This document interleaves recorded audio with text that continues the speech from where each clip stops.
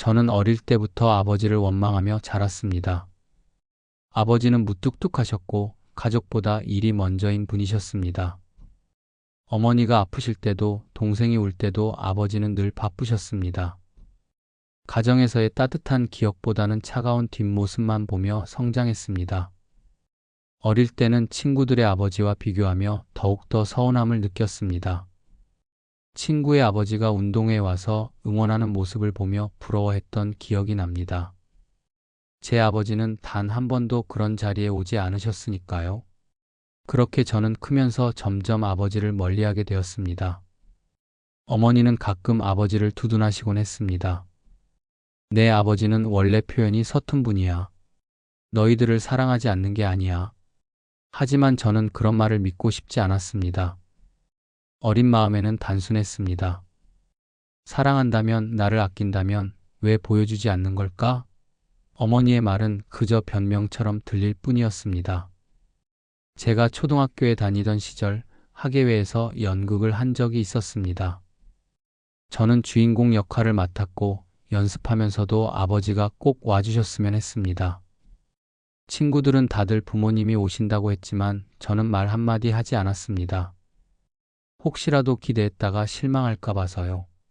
공연 당일 무대 위에서 관객석을 스캔하며 아버지를 찾아봤지만 보이지 않았습니다. 공연이 끝나고 친구들은 부모님 품에 안겨 칭찬을 받았지만 저는 조용히 무대 뒤편으로 사라졌습니다. 그날 집에 돌아와 아버지께 묻지도 않았습니다. 대답이 뻔했으니까요. 훗날 어머니의 말씀을 듣고서야 알게 되었습니다. 그날 아버지는 먼 발치에서 공연장을 지켜보고 계셨다는 것을, 회사에서 중요한 일이 있었지만 제 공연을 보고 싶어 도중에 짬을 내어 잠시 다녀가셨다는 것을요. 하지만 어색한 사이였던 아버지는 공연이 끝난 후 다가오지 못하고 그저 멀리서 바라보는 것밖에 할 수 없었다고 합니다. 어린 저는 그런 사실을 알지 못한 채 아버지가 관심조차 없다고 생각하고 혼자 속을 끓였습니다. 대학을 가면서 독립했고 졸업 후에도 고향에 거의 내려가지 않았습니다. 어머니가 돌아가셨을 때도 짧게 장례식만 치르고 다시 도시로 떠났습니다. 그렇게 저는 아버지를 마음속에서 점점 지워갔습니다.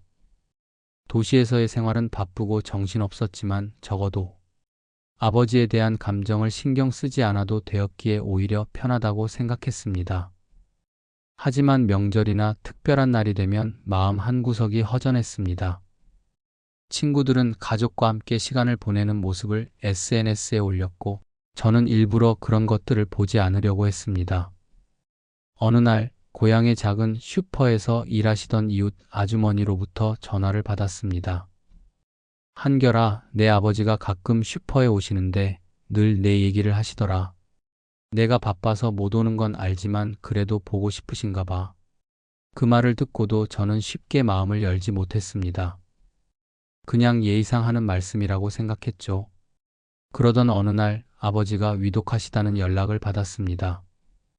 처음엔 아무런 감정도 들지 않았습니다.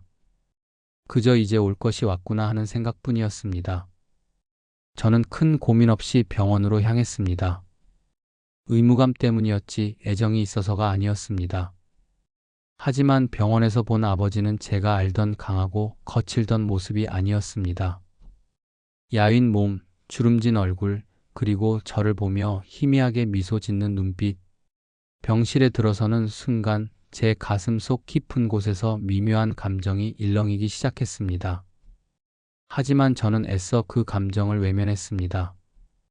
그날 밤 병원에서 아버지의 방을 정리하다가 낡은 서랍장에서 한 다이어리를 발견했습니다. 오래된 가죽 표지의 다이어리는 손때가 묻어 있었고 페이지마다 빼곡히 적힌 글씨는 세월의 흔적을 고스란히 담고 있었습니다. 저는 망설이다가 다이어리를 펼쳤습니다. 그리고 거기엔 제가 태어난 날부터의 기록이 담겨 있었습니다. 오늘 내 아들이 태어났다. 손이 작고 따뜻하다. 내가 잘 키울 수 있을까? 첫 걸음마를 뗐다. 나는 너무 바빠서 직접 보지 못했다. 다음엔 꼭 함께하고 싶다. 한결이 대학교에 합격했다. 축하해주고 싶었지만 서툴러서 멀리서 바라보기만 했다. 저는 숨이 막혔습니다. 한 장, 두 장 넘길수록 아버지는 무심한 분이 아니라 서툰 분이셨다는 걸 깨달았습니다. 사랑하는 법을 몰랐던 것 뿐이었습니다. 그제야 떠올랐습니다. 학창 시절 가끔씩 새 운동화가 제 방에 놓여 있던 기억이, 생일이 되면 괜히 아버지가 지갑을 두고 가셨던 기억이, 어릴 때 밤늦게 혼자 잠들어 있으면 이불이 덮여 있던 기억이, 그 모든 순간이 아버지의 사랑이었음을 깨닫는 순간 저는 눈물을 참을 수 없었습니다. 머릿속에서 아버지와의 기억들이 되살아났고 저는 그 사랑을 외면했던 스스로가 미웠습니다. 다이어리의 마지막 장에는 이렇게 적혀 있었습니다. 언젠가 아들이 내 마음을 알게 될까? 그 문장을 읽는 순간 무너져 내렸습니다. 아버지는 평생 표현하지 못한 사랑을 가슴에 품고 계셨던 것입니다. 그 사랑을 받아들이지 못한 저는 스스로를 용서할 수 없었습니다. 다음 날 저는 아버지의 손을 꼭 잡고 말씀드렸습니다. 아버지, 이제야 알겠어요. 미안해요. 그러자 아버지는 힘겹게 미소 지으며 대답하셨습니다. 알아줘서 고맙다. 아버지는 마지막 순간까지 저를 위해 힘을 내셨고 저는 그때서야 진심으로 아버지를 용서할 수 있었습니다. 그날 밤 저는 아버지 곁을 지키며 아버지가 듣고 싶어 했던 모든 말을 해드렸습니다. 아버지가 떠난 후 저는 매주 아버지의 묘지를 찾아가 이야기를 나누었고 가족과도 자주 연락하며 사랑을 표현하는 법을 배우기 시작했습니다. 저는 가족과 함께하는 시간을 소중히 여기게 되었고 내 아이에게는 매일 사랑해라고 말하며 아버지가 저에게 주려 했던 사랑을 물려주기로 했습니다. 시간이 지나면서 저는 비로소 아버지를 이해할 수 있게 되었습니다.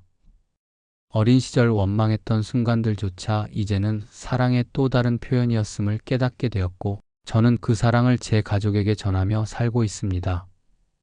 아버지가 남긴 다이어리는 저에게 가장 소중한 유산이 되었고 그의 사랑은 영원히 제 가슴 속에 남아 있습니다.